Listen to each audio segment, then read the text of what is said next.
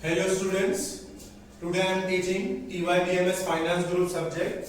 The subject name is IAPM and the chapter name is Risk and Return. Risk and Return में chapter जो है उसमें हम लोग सबसे पहले आज पढ़ेंगे beta, calculation of beta. Calculation of beta. From the following calculation of the beta of security. Question में इंफॉर्मेशन दिए ईयर, रिटर्न ऑन सिक्योरिटी, कभी कभी रिटर्न ऑन इन्वेस्टमेंट दिया हुआ रहता है. दूसरा है रिटर्न ऑन मार्केट पोर्टफोलियो, कभी कभी रिटर्न ऑन मार्केट दिया हुआ रहता है. Return on security, return on market portfolio, ये सारी चीज हम लोग को बीटा कैलकुलेशन करने के लिए बहुत यूजफुल है.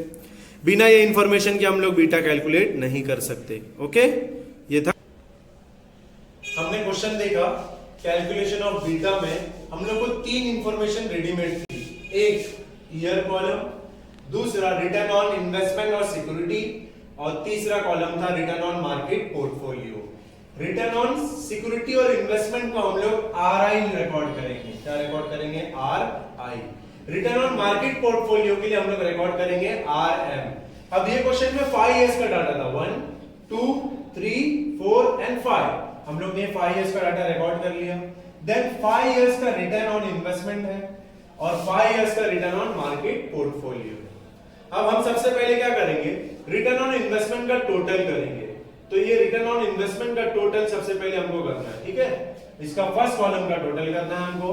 ठीक है, ये फर्स्ट कॉलम का टोटल आएगा 55. आप लोगों के पास कैलकुलेटर होना चाहिए तो ये समझ में आएगा, नहीं तो नहीं समझ में आएगा.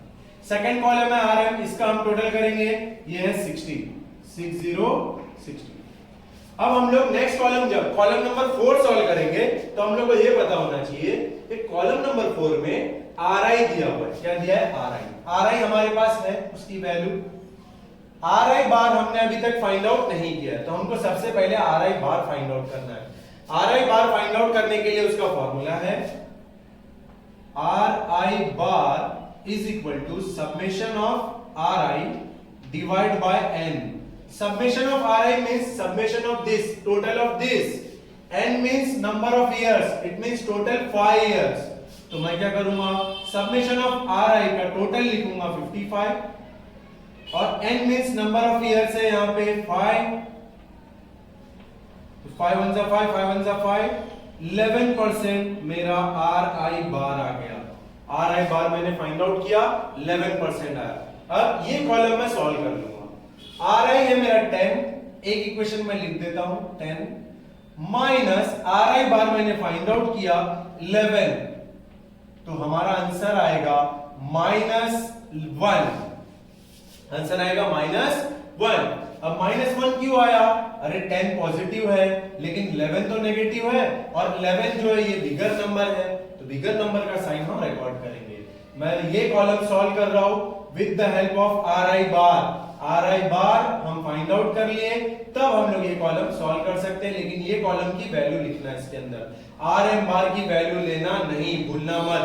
कभी कभी गलती से हम लोग ये वैल्यू लेके इसमें से माइनस करके आंसर लिखते हैं और हमारा फाइनल आंसर रॉन्ग हो जाता है. तो हमको ये याद रखना है Ri बार हमने यहां फाइंड आउट किया और Ri हमको यहां से लेना है. सेकंड है मेरा Ri 12 और -11, आंसर आएगा +1.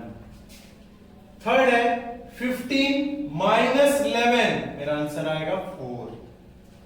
10 -11, मेरा आंसर आएगा -1. 8 -11, मेरा आंसर आएगा -3. फिर से मैं रिपीट कर देता हूं कि हम लोग को ये कॉलम जब सॉल्व करना है तो column number 2 Ri return on investment, उसकी वैल्यू माइनस Ri बार का जो हमने फाइंड आउट किया है. ठीक है, 10 -11 you get -1. 12 -11 +1. 15 -11 4. 10 -11 -1. 8 -11 -3. अब हमने एक कॉलम सॉल्व कर लिया. नेक्स्ट कॉलम है हमारा Rm. देखो वैल्यू है यहाँ पे -Rm बार. अब Rm बार पहले हम लोग फाइंड आउट करेंगे जिस तरह हमने Ri बार फाइंड आउट किया था. तो Rm bar is equal to summation of Rm divided by N. Summation मतलब टोटल ऑफ Rm. ये कॉलम का टोटल हमने कर लिया है 60 n है 5, हमको आंसर मिलेगा 12%। 5 1 जा 5, रिमेनिंग 1 10 हो जाएगा, 5 2 से 10 तो 12%। इट मींस RM बार ये कॉमन हो गया, लेकिन RM हर एक वैल्यू देखो, हर एक साल की, हर एक ईयर की चेंज है। अब देखो पहला है 12 माइनस 12 तो 0 आएगा। फिर से मैं इक्वेशन लिख देता हूं, 12 माइनस 12 0। देन थर्ड है 11 माइनस 12। अब सेकंड कॉलम हमको ये वाला ध्यान देना है कि जब ये सॉल्व कर रहे हैं तो वैल्यू RM की आएगी, RI की कोई भी वैल्यू लेना नहीं, ये मिस्टेक करना नहीं है हमको, ठीक है। RM है तो RM की वैल्यू आएगी। तो 12 minus 12 0, 11 minus 12 minus 1, then 14 minus 12 plus 2, 12 minus 12 0, 11 minus 12 minus 1। फिर से मैं रिपीट करता हूं, ये वाला column RM minus RM bar find out करने के लिए RM की वैल्यू हमारे पास है, RM बार हमने यहां से फाइंड आउट किया है। RM बार के लिए समेशन ऑफ RM मतलब total of this column divided by n, n means number of year 5, तो हमको मिला 12। तो RM बार कॉमन हो गया। देन RM की वैल्यू, देन RM बार, RM2 सेकेंड ईयर की वैल्यू RM बार, थर्ड की वैल्यू RM बार, फोर्थ की वैल्यू RM बार, फिफ्थ वाली वैल्यू माइनस RM बार। तो हमको ये कॉलम प्रिपेयर हो गया, ये दोनों कॉलम प्रिपेयर करने आ गया होगा, आई होप सो। अब हम लोग नेक्स्ट कॉलम की तरफ जाएंगे। नेक्स्ट कॉलम क्या है, RI माइनस RI बार, RM माइनस RM बार। देखो हमने ये दोनों कॉलम जो सॉल्व किया है ना, ये दोनों को मल्टीप्लाई करेंगे तो नेक्स्ट कॉलम का आंसर मिलेगा। ये दोनों कॉलम को मल्टीप्लाई करेंगे तो ये कॉलम हमको सॉल्व हो जाएगा। तो RI माइनस RI बार है -1, RM माइनस RM बार है 0।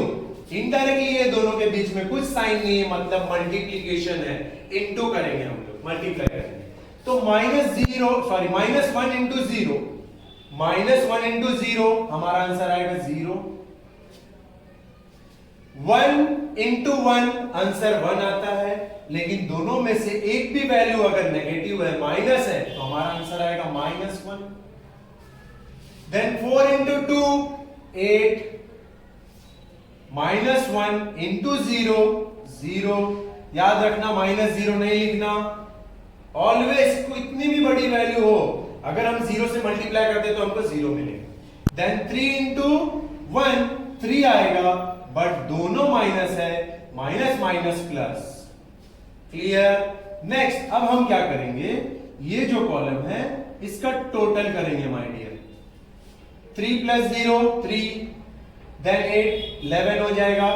11 माइनस 1, 0 को तो कुछ करना ही नहीं है, 11 माइनस 1 हमको मिलेगा टोटल इसका 10। ये कॉलम का सबमेशन मिल गया हमको, इसको बोलते हैं। नेक्स्ट कॉलम हम लोग सॉल्व करेंगे। नेक्स्ट कॉलम है RM minus RM bar square. देखो ये कॉलम है हमारा RM minus RM bar, it means यही कॉलम का स्क्वायर फाइंड आउट करना है हमको। तो देखो 0 का स्क्वायर ऑलवेज 0, जब भी हम स्क्वायर फाइंड आउट करते हैं तो एक चीज याद रखना कि माइनस उसमें कंसीडर नहीं होगा। 1 का स्क्वायर 1 ही आएगा, माइनस की साइन सर नहीं, तो स्क्वायर के टाइम माइनस कंसीडर नहीं करेंगे।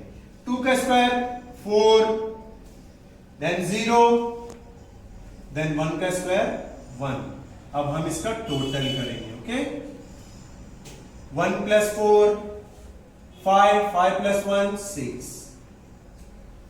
7 कॉलम प्रिपेयर हो गया माय डियर। अब इतना अगर हमको समझ गया, अब हम एक्चुअल जो मैंने लिखा है कैलकुलेशन ऑफ बीटा, अब तक हमने बीटा कैलकुलेट नहीं किया।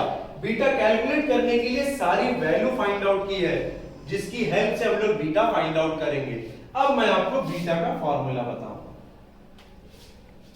ये बीटा का साइन है, beta is equal to covariances RI into RM divided by standard deviation square m। अब हम लोग इस फॉर्मूले को फुल फॉर्म में लिखेंगे।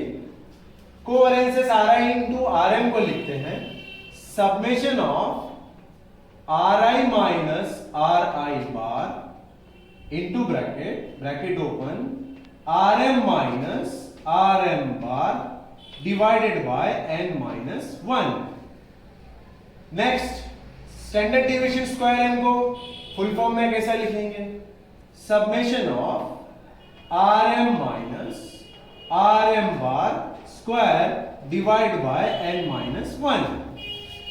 अब देखो ये जो कॉलम नंबर है हमारा 6, ये कॉलम और ये कॉलम, ये देखो वो कॉलम की हेडिंग और ये जो मैंने फॉर्मूले में जो लिखा है दोनों सेम है, मतलब इसका टोटल करना है मुझे।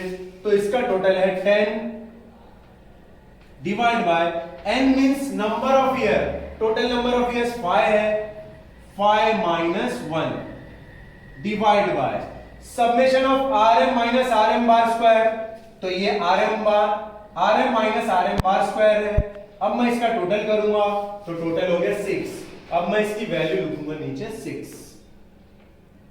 देन नंबर है 5 minus 1। Next 10 divide by 4, 6 divide by 4। 10 divide by 4 करेंगे तो हमको वैल्यू मिलता है 2.5 एंड 6 डिवाइड बाय 4 करेंगे तो हमको वैल्यू मिलेगा 1.5। देखो बच्चों, अगर आपके पास कैलकुलेटर नहीं रहेगा तो आपको वैल्यू फाइंड आउट करने नहीं आएगा। अब फाइनली 2.5 डिवाइड बाय 1.5 तो हमको आंसर मिलेगा 1.666666। इट मींस हम उसको राउंड फिगर करेंगे 1.67। तो एक्चुअल हमने बीटा फाइंड आउट कर लिया। 1.67 इज अवर बीटा, जो हम लोग फाइंड आउट कर रहे थे, calculation of beta. I hope ये समझा होगा और आप सबसे उम्मीद करता हूं कि आप सब लोग इसको अच्छे से पढ़ेंगे। क्वेश्चन पहले देख लेना अच्छे से, क्वेश्चन देख के फिर आपको ये सारी वैल्यू समझ में आएगी, कौन सी वैल्यू मैंने कहां पुट किया है, किस तरह से मैंने इसको सॉल्व किया है। Okay, thank you so much.